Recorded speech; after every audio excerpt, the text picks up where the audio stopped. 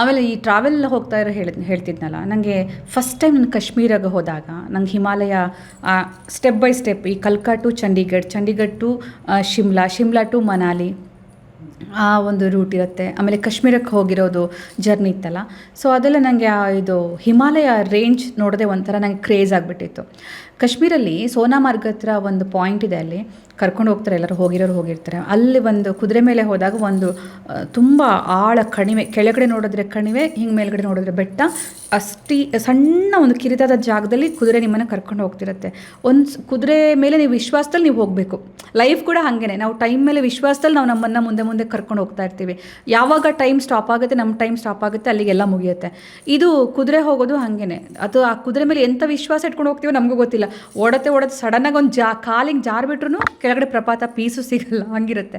ಅಲ್ಲಿ ಆ ದೊಡ್ಡ ಬೆಟ್ಟ, ಆಳ ಕಣಿವೆ ಇದೆಲ್ಲ ನೋಡಿ ನನಗೆ